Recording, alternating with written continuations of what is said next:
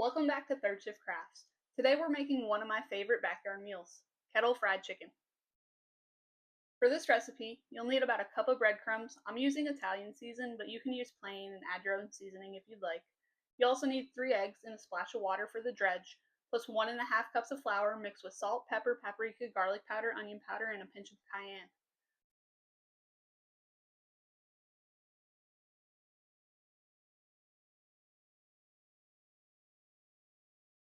I'm using bone-in chicken thighs and legs for this cook. To start, I put the chicken into a Ziploc bag with the seasoned flour and toss it around until everything's well coated. Then I dip each piece into the egg wash and finally into the breadcrumbs. Each piece goes onto a wire rack set over a cookie sheet. Once they're all coated, I hit both sides with a light spray of avocado oil to help crisp them up on the grill.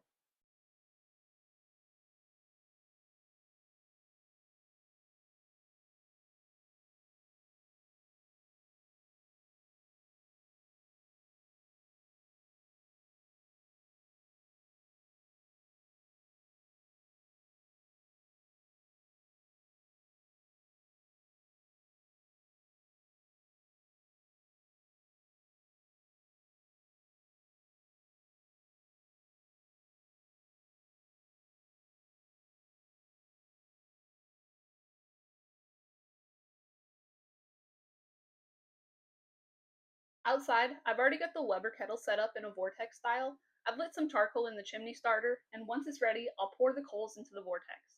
We'll let the kettle come up to temp and wait for that dirty white smoke to clear. That's how you know it's ready for the chicken.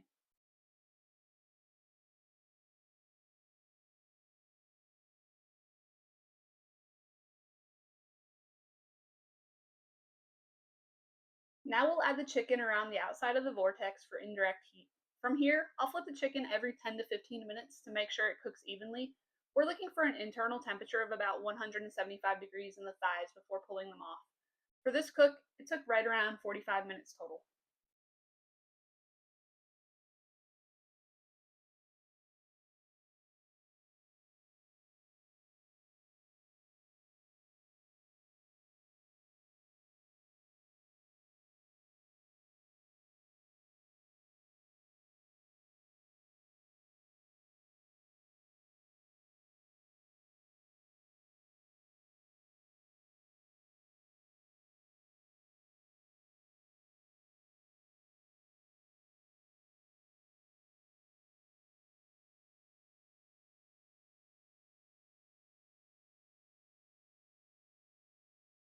And there you have it, kettle fried chicken, crispy on the outside, juicy on the inside, and packed with flavor straight off the grill.